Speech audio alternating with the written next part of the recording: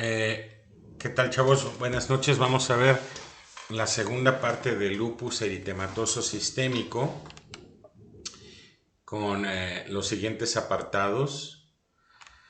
¿Cuál es el pronóstico del lupus? En los años 50, la supervivencia a 5 años era del 50%.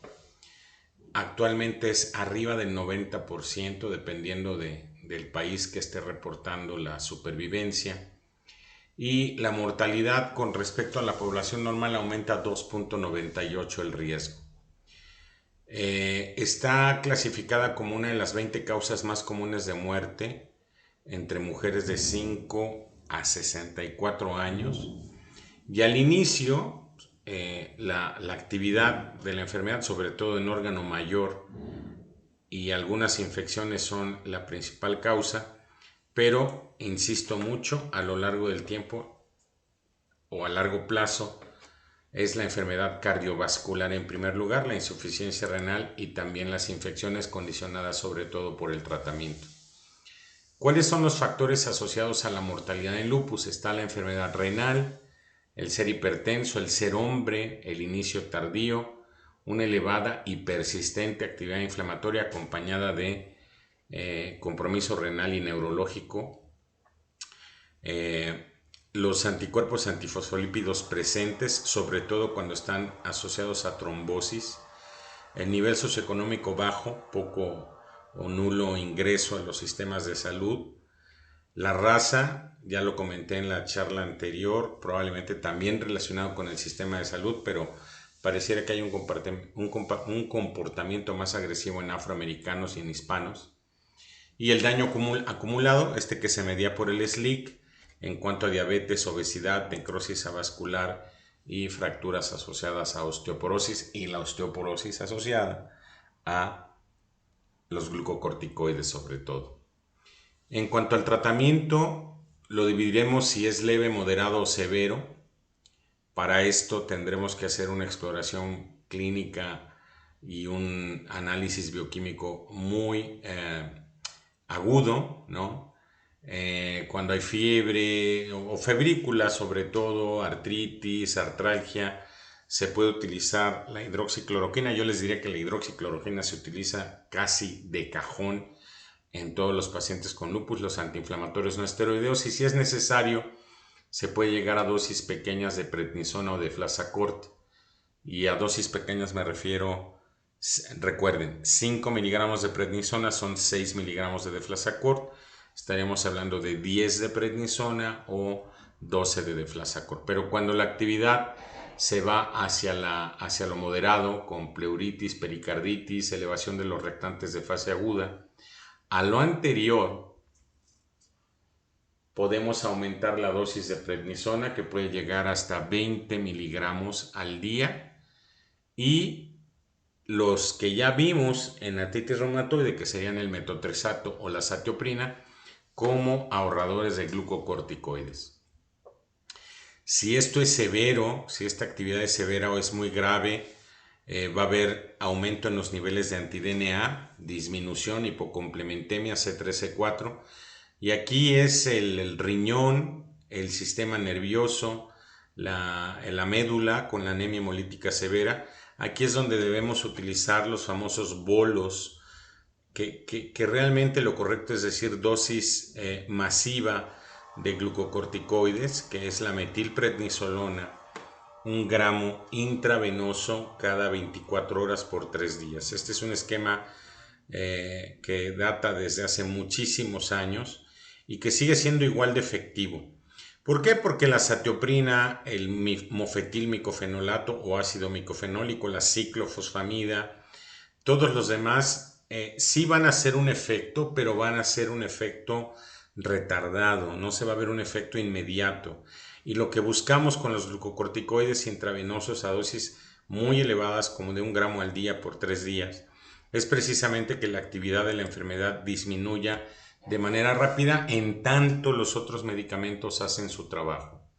Pero también hay medidas no farmacológicas, como por ejemplo evitar la exposición directa al sol. Si vimos que la luz ultravioleta puede ser un factor asociado a la actividad, Los pacientes deben de utilizar protección solar con factor de protección solar, el FPS mayor de 50, protectores orales, antioxidantes, dejar de fumar, no subir de peso, evitar la sal por la nefritis, la retención hídrica, y suplementar ante la falta de exposición solar o ante el uso de glucocorticoides, suplementar con vitamina D. Las vacunas recomendadas en pacientes con lupus son la del neumococo, la de la hepatitis B, la del papiloma humano. Y si se quiere usar rubiola, sarampión, paperas o varicela, que son virus atenuados, evaluar que no esté en un periodo de actividad que requiera de mucha inmunosupresión. Ahí están los pulsos que se dan por kilo de peso, pero en realidad todos los pacientes prácticamente terminan alrededor de 1 gramo de 3 días, puede irse hasta 5 días dependiendo de la gravedad de la manifestación. Después esto se puede pasar a vía oral o iniciar con vía oral si no es muy grave el cuadro. Utilizar un medicamento que tenga el mismo efecto que los glucocorticoides, aunque a más mediano plazo, como podría ser el ácido micofenólico. Y durante mucho tiempo, y digo durante mucho tiempo porque ahora está faltando la ciclofosfamida, es realmente un milagro encontrar ciclofosfamida en el mercado actualmente desde hace 1 año y medio, 2 años. La pauta de los Institutos Nacionales de Salud de los Estados Unidos nos decían que en el caso de la nefritis lúpica diéramos 1 gramo intravenoso mensual aplicado en 1 hora por 6 meses, seguido de 1 gramo trimestral durante 6 trimestres. Este era el esquema y sigue siendo en muchos lugares el esquema para la nefritis lúpica, sobre todo las proliferativas difusas. Azatioprina también puede ser una opción por kilo de peso, 1.5 a 2.5 miligramos, y como mantenimiento o como ahorradores de esteroides se pueden utilizar el ácido micofenólico, la azatioprina y lo que les comenté de la ciclofosfamida.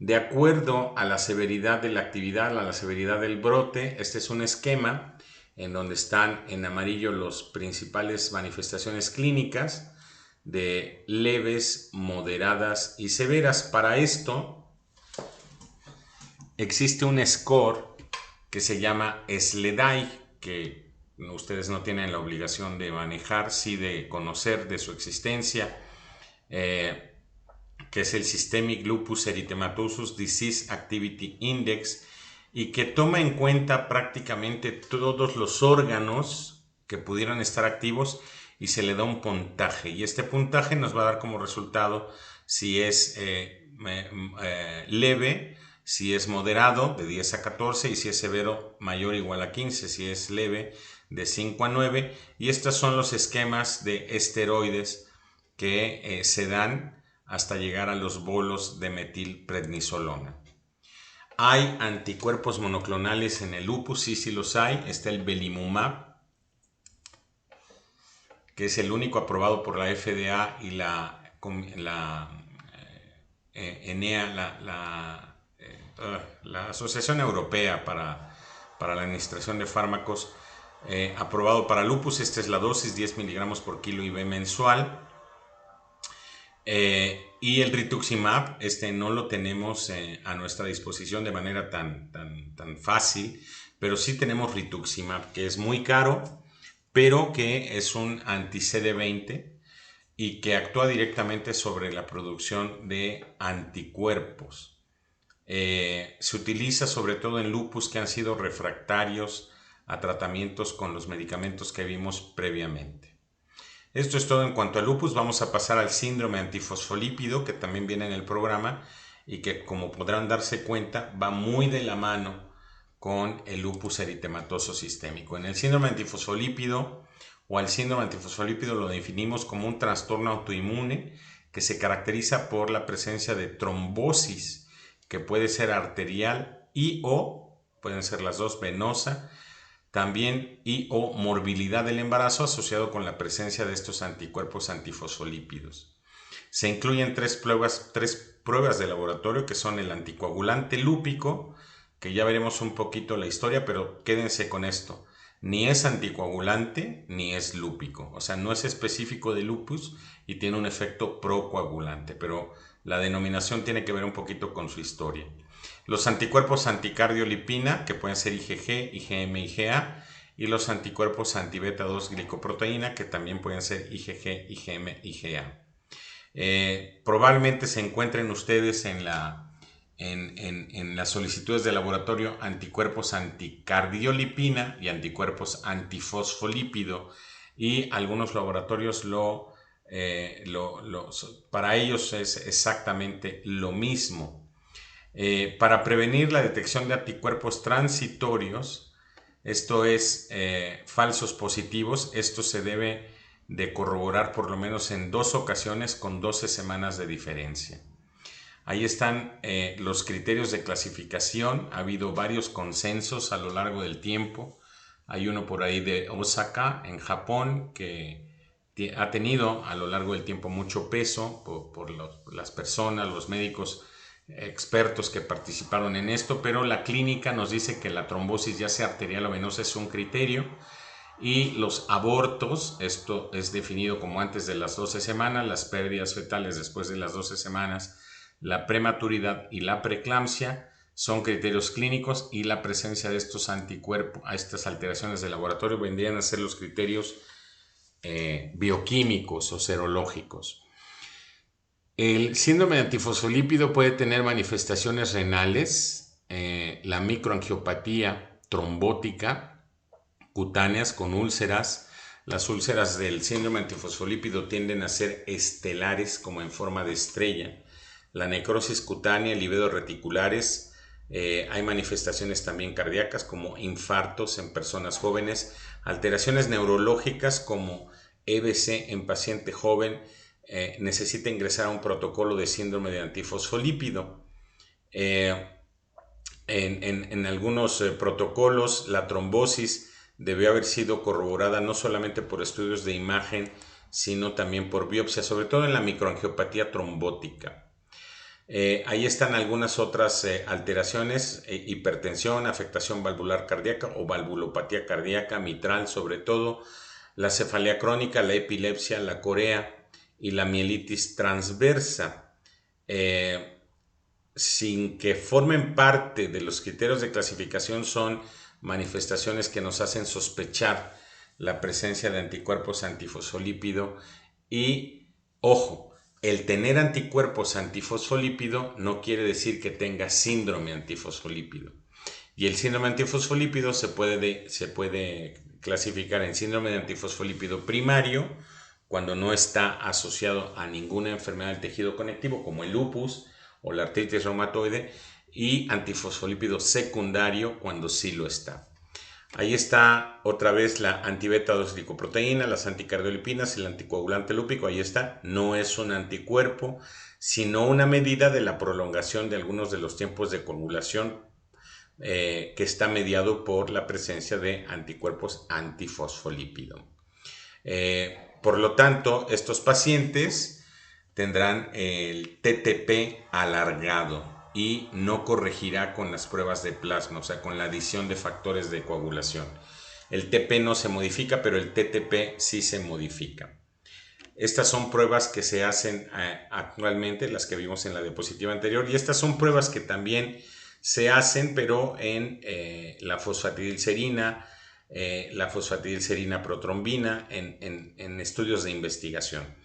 Afortunadamente ya tenemos en kits comerciales la beta 2 glicoproteína 1, el isotipo IgA, y aunque ya se van determinando más rutinariamente, seguramente en los próximos años veremos que podemos tener acceso a anticuerpos fosfatidilcerina o protrombina, por lo tanto no forman parte de los criterios actuales de clasificación, o se hacen cuando todos los demás han sido negativos. Hay un score para medir el riesgo trombótico en pacientes con antifosfolípido. Ahí está el AGAPS. Se toman en cuenta los factores de riesgo, el perfil de anticuerpos, se puntúan y la suma se traduce en un riesgo trombótico. Se van dando los puntos así para los anticuerpos anticardiolipina, que tiene el mayor puntaje, ya sea IgG-IgM, para beta-glicoproteína IgG-IgM, recordemos que también hay un subtipo IgA, 4 por ejemplo para el anticoagulante lúpico, 3 para hiperlipidemia y 1 para hipertensión arterial. Esto nos puede ayudar a tomar decisiones terapéuticas. La profilaxis primaria se da a pacientes que tienen anticuerpos antifosfolípido positivos pero que no han tenido trombosis. Y la secundaria se da luego de que tuvieron su primera trombosis o cuando se presenta una trombosis recurrente o en el síndrome de antifosfolípido obstétrico. En estas tres situaciones podemos encontrar a pacientes con anticuerpos antifosfolípido positivos y tomar una decisión terapéutica que ya veremos cuál es. En cuanto a la profilaxis primaria, si el 30% de los pacientes tienen anticuerpos antifosfolípidos positivos, que de hecho forman parte de los criterios diagnósticos, en estos podría valorarse junto con los indicadores de riesgo vascular si el paciente requiere tratamiento con aspirina, antiagregante plaquetario.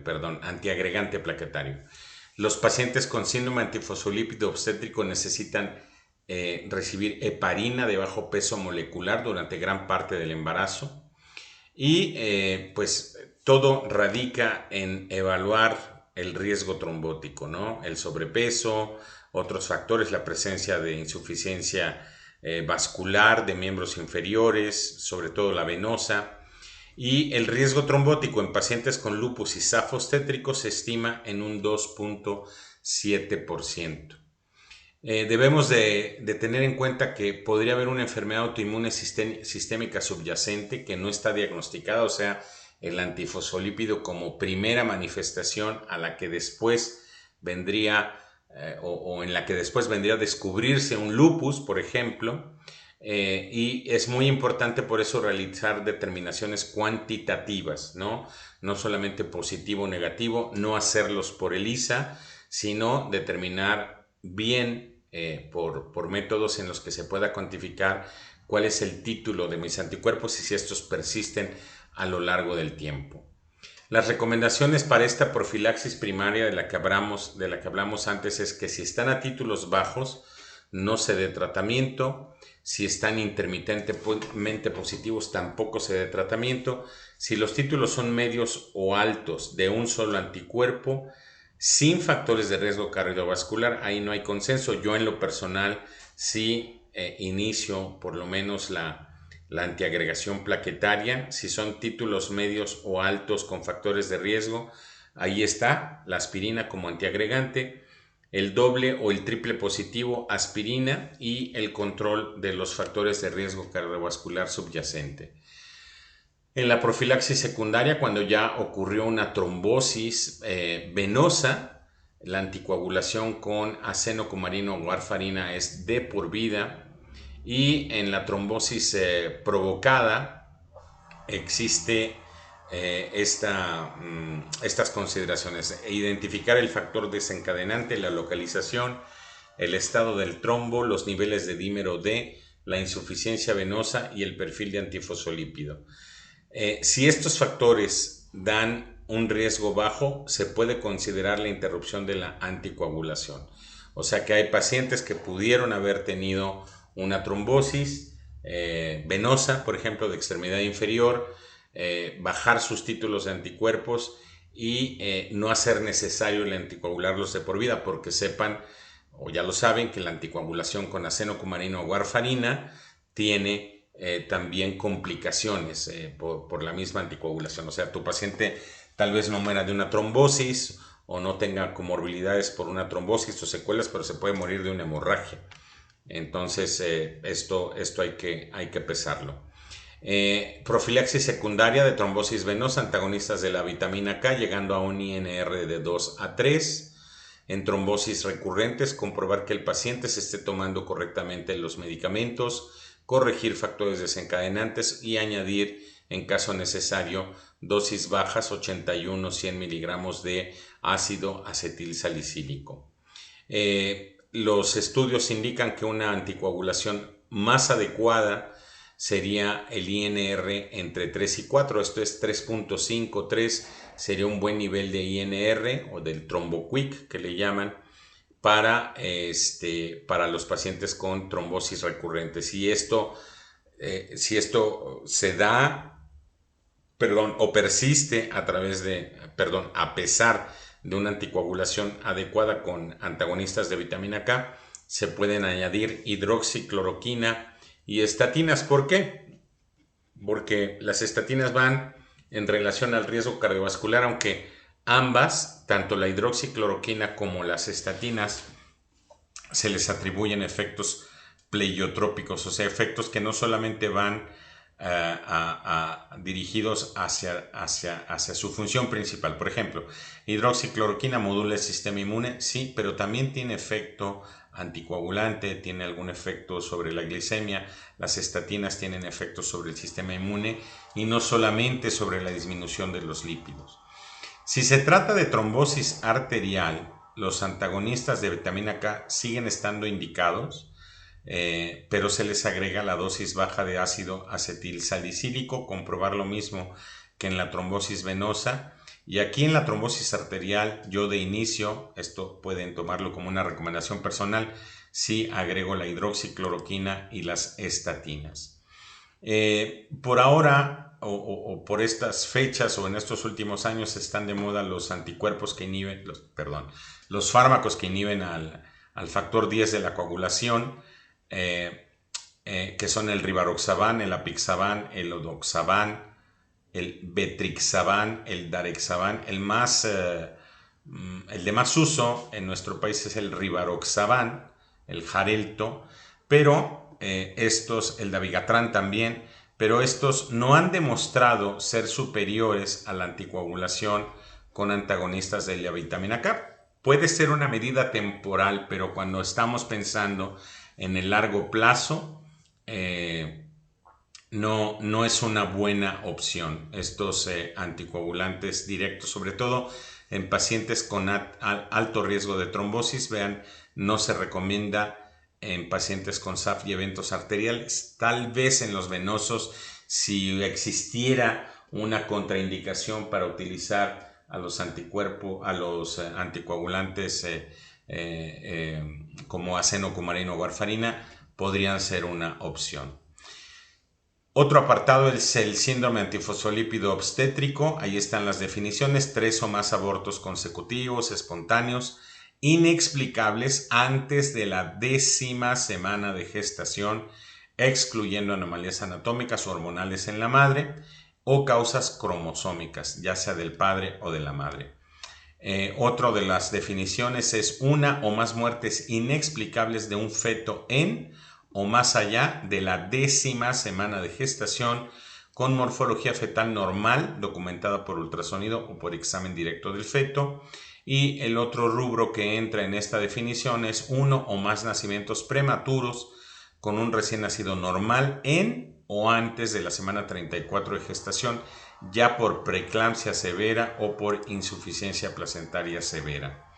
En este caso, que deben de ser manejados, ya se los he dicho, con el hematólogo, con el ginecólogo, sobre todo de alto riesgo.